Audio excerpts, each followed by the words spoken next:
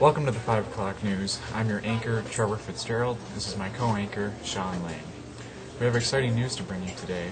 Earlier, the U.S. Senate Environmental and Public Works Committee met to hear testimony about 3 bills currently on the Senate floor. We had a chance to look in on the proceedings, and the first to speak was a lobbyist representing the petroleum industry. And here's what he had to say about the bills. I'd like to say that we feel that government regulation of our industry as described in the proposed legislation is not only unnecessary, but economically unreasonable. Well, there's no surprise there, Trevor. The energy sector doesn't want any more restrictions. I agree, Sean.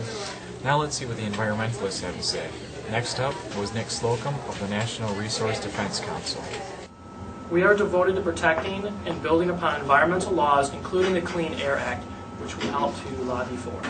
Existing environmental laws are a step in the right direction, but to truly have a positive effect on global warming, our laws must be stronger. And in regard to Senate Bill 485, which weakens the Clean Air Act, this is what he had to say. And the cost to the public far outweigh any of the benefits to the power industry. That seemed to be the resounding opinion of the groups.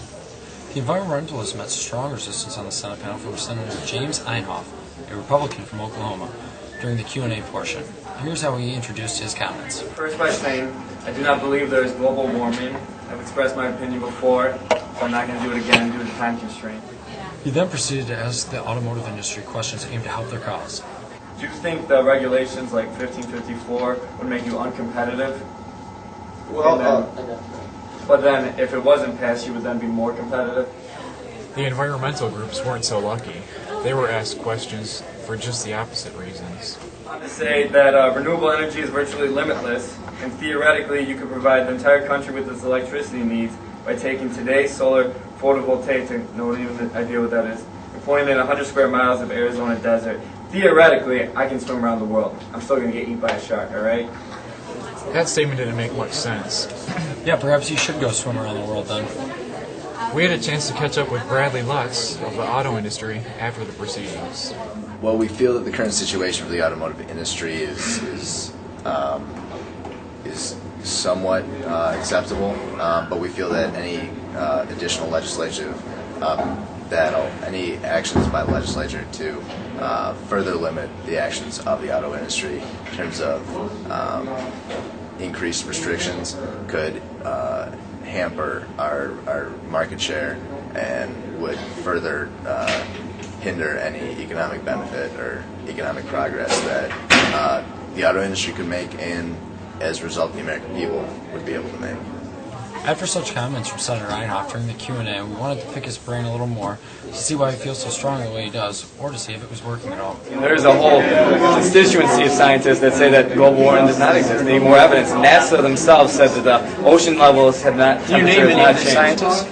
I'm going to say that the scientists at NASA have evidence that in the last 5 years, the ocean temperature has not changed, and that is the paramount thing for global warming. That ocean temperature has not changed. The voice of reason came from the alternative energy industry. When asked about how adopting alternative energy would affect jobs, this is what they had to say. If we were given the subsidies, if we were to implement wind power in certain sects, it could create as much as 20,000 different types of jobs, all stemming from research and development, implementation, actually implementing the technology, things of that nature. In the automotive industry alone, it would create 42,000 jobs. We weren't the only ones Senator Inhofe left an impression on. He's entitled to his bias, but I think it's irrelevant if you believe in global warming or not, because fossil fuels are non-renewable. They are going to run out, so we must invest in alternative energy if we want to remain competitive internationally and sustain energy. In the end, the Senate panel voted to keep Bill S-485 on the floor.